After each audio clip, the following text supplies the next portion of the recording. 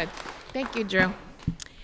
So I'm standing outside the candy store, leaning up against the wall, and my leather jacket is hanging open. I have my sleeves pushed up to my elbows, and dangling comfortably out of the fingers of my right hand is a lit cigarette.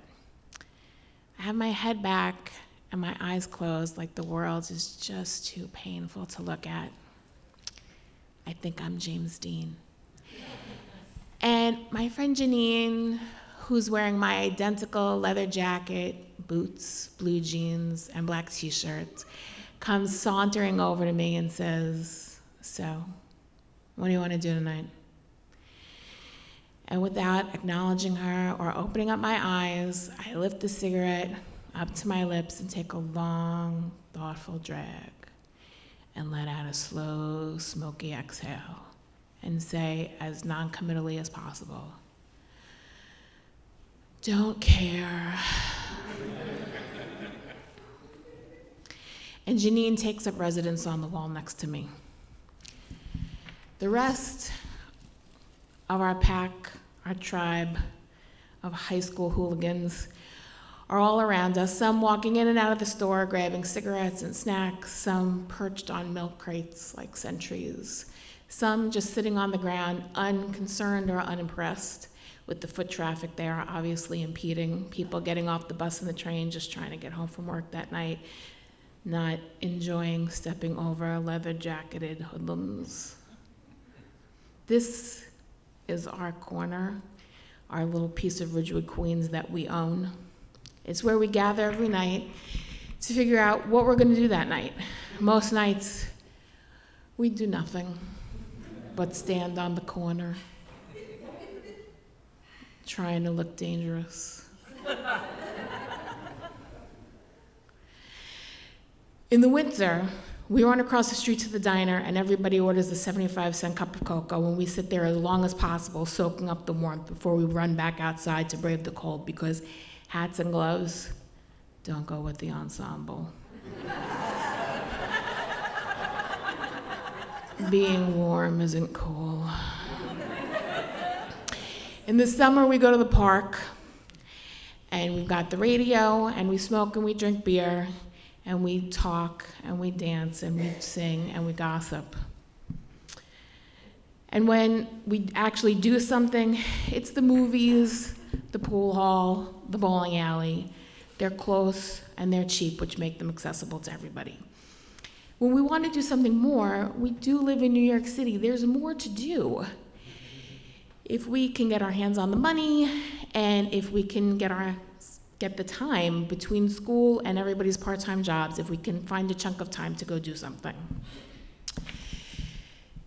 And this is how we found ourselves on a Saturday afternoon, all about 6 of us, on Janine's front stoop, looking for something to do. It was one of those very rare, beautiful summer Saturdays in New York. It was warm without being hot. It was sunny without being humid. And that's why the vampires were all out of our coffins before us dusk that day, because we were determined to take advantage of the weather. But we didn't really know how to do that because we didn't have a lot of experience being out in the sunlight. So we were standing on Janine's stoop trying to come up with something to do. We had already rejected a handful of things.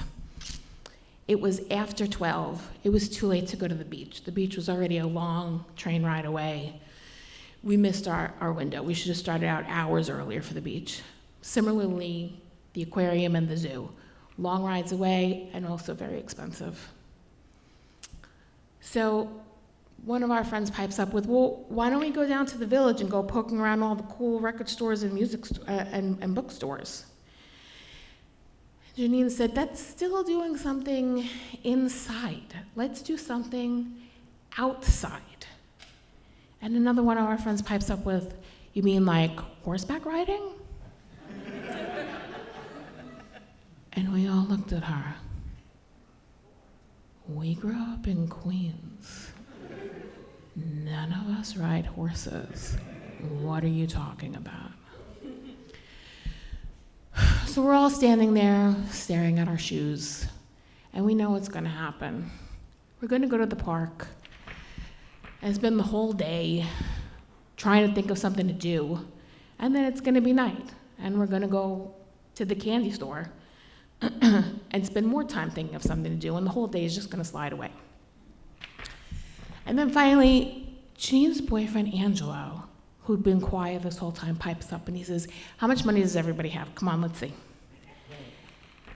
Everybody goes digging in their pockets and pulls out crumpled wads of dollar bills. $4 here, $5 there, $6 there. And nobody had much, but all together we had like $30, $35. And Angelo jumps up and starts to walk. He goes, "Come on, let's go." Now, Angelo was a couple years older than us, and he was way cooler than all of us, so we were going to follow him. But we said, what are we going to do? And he said, "We're having a picnic." And we said, "A picnic? What picnic?"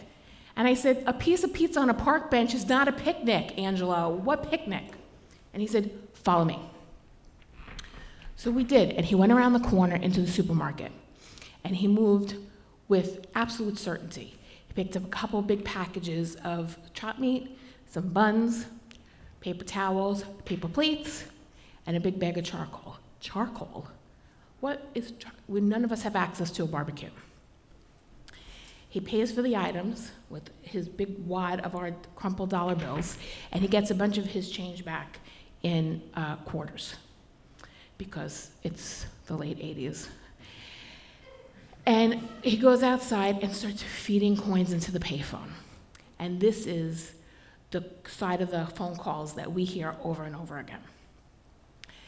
"Yeah, we're having a cookout in the park, so come and bring shit." And we're all looking at each other. A cookout? A cookout? How is he having a cookout? He's out of his mind. We follow him back to Janine's house, and he is on the front of his feet now. He's so excited, his hair is bouncing in the wind. And he takes the top of the metal garbage can of Janine's outside garbage cans, and he hands it to one of us. He says, "Take this."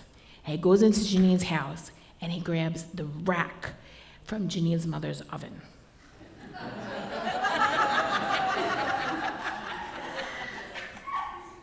So now we're marching into the park with bags of groceries, the top of the metal garbage can lid, and the oven rack. And we're all still looking at each other like, what the fuck is going on? As we're walking into the park, we see one of our friends coming in the other way, and he's got hot dogs and buns and lighter fluid. And so Angelo and his friend Chris find some rocks in the park. They turn the garbage can lid over and stabilize it on some rocks. Pour the charcoal into it, put the oven rack over it, instant barbecue.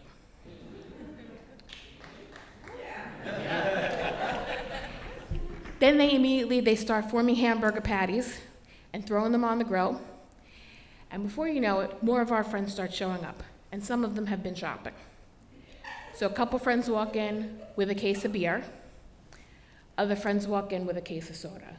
Some friends bring in things that they have made from home. Someone comes in with a salad. Someone comes in with cut up raw vegetables. A friend comes in with potato salad and a box of forks, plastic forks.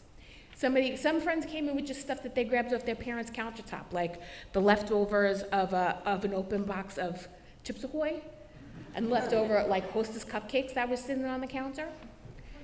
And why do I have this like this? And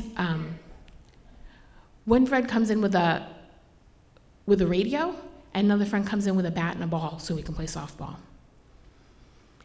And we had a picnic, and we played softball, and we listened to the radio, and we drank beer, and we sang, and we danced. And when the sun went down, somebody ran to the supermarket and got marshmallows, and we roasted marshmallows, and we were there the whole day. And it was the best day we had all summer.